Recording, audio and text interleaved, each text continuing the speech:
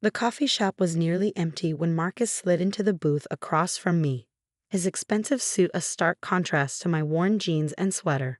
He placed a thick envelope on the table between us. "These are the final papers," he said, not bothering with a greeting. "Once you sign, the inheritance goes to my startup. It's what Dad would have wanted." My name is Sarah Chen, and at 29, I was about to give up my share of our father's life's work. Not that I had much choice. The way Dad had structured his will left everything to the children collectively, requiring both of us to agree on how to use it. "You don't know that," I said quietly, thinking of all the late nights Dad had spent teaching me coding and encouraging my freelance web development work. He believed in both of us. Marcus snorted, adjusting his Rolex. "Come on, Sarah." He was humoring you. "Dad built a tech empire from nothing.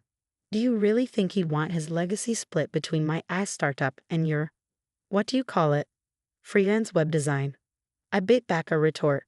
Marcus had always been like this, dismissive, arrogant, convinced that his Stanford MBA made him the only one worthy of carrying on Dad's legacy. Never mind that I'd been coding since I was 12, or that my little freelance work had kept me financially independent while he burned through 3 failed startups using Dad's connections. "The inheritance is $2 million, I said. "You really won't consider splitting it? And watch you waste half of it?" "No," he pushed the papers closer. "Sign. Unless you want to spend years in court while the money sits in escrow." He was right about that part. Dad's lawyers had made it clear. Either we agreed on how to use the inheritance, or it would be tied up in legal battles indefinitely. Marcus knew I couldn't afford that fight. What he didn't know was that I'd spent the last 6 months preparing for this moment. I signed the papers. Marcus grinned, snatching them up. "Smart choice, sis. Don't worry, when my company goes public, I'll buy you a nice car." As he strutted out of the coffee shop, I pulled out my laptop and opened a folder labeled Project Phoenix. Inside were hundreds of files. Code I'd been developing in secret, business plans I'd refined over countless nights, and most importantly, proof that I'd seen this coming.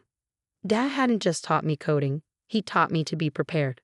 While Marcus had been busy networking and making grandiose plans, I'd been building something real. Something that would make Marcus's revolutionary startup look like a student project. My phone buzzed, a message from Maya, my best friend and now secret business partner. Did he take the bait? Hook, line, and sinker. I texted back.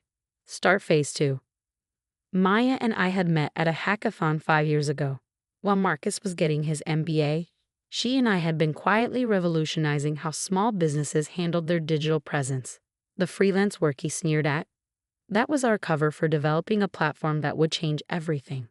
I opened my email and sent a pre-written message to our waiting list of beta testers, small business owners who'd been helping us refine the platform for months.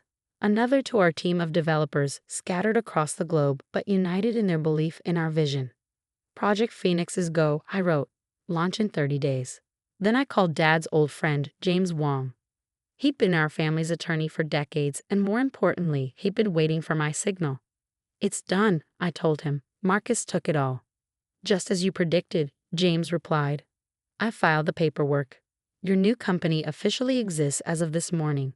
And Sarah, your father would be proud. He always said you were the one who really understood what he was building." I smiled, remembering Dad's last words to me. Sometimes, letting go of what you think you deserve leads to something better than you imagined. He'd known. Somehow, he'd known exactly how this would play out. Marcus thought he'd won, thought he'd secured his future by taking our entire inheritance. He didn't realize he just freed me to build something entirely my own. Opening my laptop again, I started typing the message that would go out to our investors, the ones who'd been waiting quietly in the wings, watching our progress. Believing in my vision when Marcus was too busy looking down his nose at my little freelance work to notice what I was really doing. The subject line was simple. Phoenix Rising, the future of small business technology. Let Marcus have his $2 million. I was about to show him what a real tech empire looked like. 6 weeks after signing away my inheritance, I sat in our new office space watching the launch countdown on my laptop. Around me, our core team of 15 developers waited anxiously, eyes glued to their screens. 10 seconds, Maya announced. The platform we'd spent 2 years building in secret was about to go live. While Marcus had been burning through Dad's money developing yet another ad chatbot, we created something truly revolutionary, a comprehensive digital ecosystem that would transform how small businesses operated. And we're live. The room erupted in cheers as our servers handled the initial surge of users flawlessly. Within hours, #PhoenixRising was trending on Twitter. Tech blogs were calling it the most innovative small business platform since Shopify. Then came the text from Marcus. "What the hell is this?" I smiled, remembering his smirk in the coffee shop. He'd finally noticed what his little sister had been building. The next morning, his Tesla screeched into our parking lot. He burst into our office, waving his phone. "This is impossible," he sputtered. "You had no funding." "I took the inheritance." I looked up from my desk, enjoying his confusion. "You took Dad's money. You never asked about mine."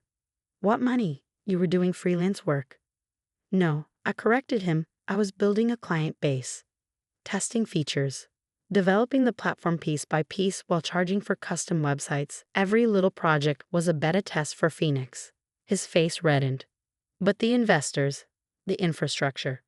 Did you really think Dad only had connections at Stanford?" I stood up, leading him to our wall of investor logos.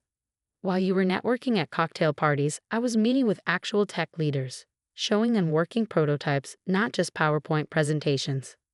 Marcus stared at the names: major venture capital firms, tech industry veterans, even some of Dad's old friends. "These people wouldn't invest in you. They already have $15 million in series of funding. That's why I let you take the inheritance, Marcus. I didn't need it." He sank into a chair, his arrogance crumbling. "Dad knew about this, didn't he? That's why the will was structured that way. He knew I'd find a way to build something real," I said, "just like he did." "Your platform," he hesitated. "It's actually good. Really good." "I know." He ran a hand through his hair, looking lost. "My investors are getting nervous. The AI market is saturated, and our technology isn't as advanced as I claimed." I felt a twinge of sympathy. Despite everything, he was still my brother. "There might be a way we could work together," I offered. "Not as partners, but we could use some AI integration, if your team is willing to work under our lead developers." His pride warred with desperation. Finally, he nodded. "I'll think about it." As he left, Maya appeared at my side. "That was generous of you." "Maybe," I said. "Or maybe I just want to show him how a real tech company operates." The next few weeks were a blur of success. Our user base grew exponentially. Tech media praised our innovative approach. Competitors scrambled to catch up. Then came the email that changed everything: an acquisition offer from one of the biggest names in tech. The number made my head spin. Marcus called as soon as the news broke. "Sarah," he said, his voice different than I'd ever heard it. "I was wrong. About you, about everything. I'm sorry."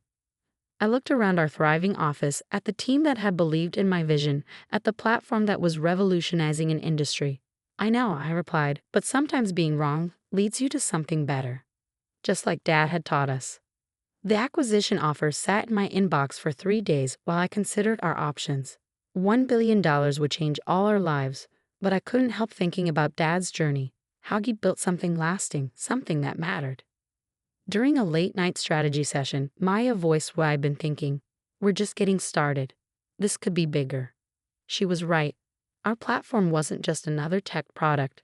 It was transforming how small businesses operated. Every day, we received messages from users telling us how Phoenix had changed their lives. I declined the offer. The media called it either brave or foolish. Marcus thought I was crazy. "You could have been a billionaire," he said during one of our now regular coffee meetings. "We already are," I replied, showing him our latest valuation. 2 years after launching Phoenix, we went public. The IPO was one of the most successful in tech history. As I rang the opening bell at the stock exchange, I thought about that day in the coffee shop when Marcus had dismissed my dreams. He was there at the ceremony, standing proudly with our team. The past 2 years had changed him.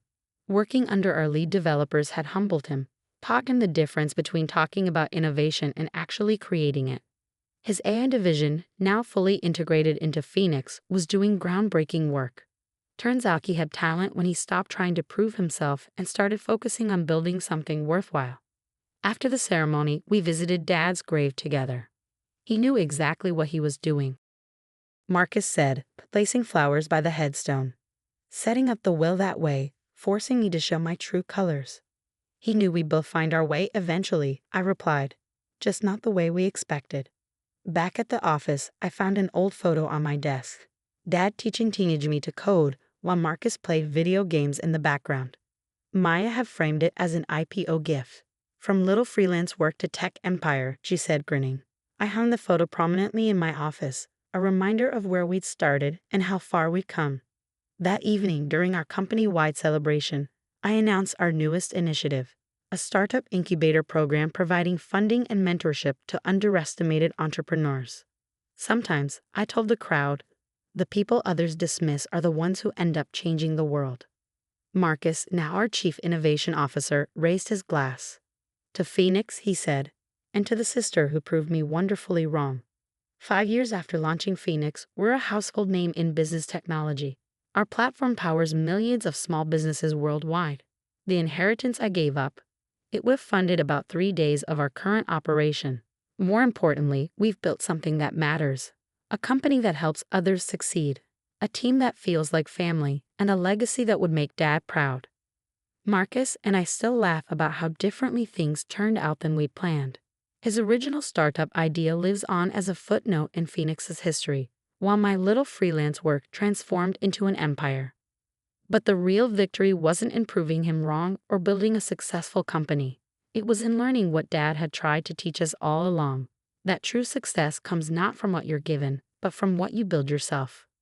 Sometimes, letting go of your inheritance leads to building something far more valuable than money could ever buy.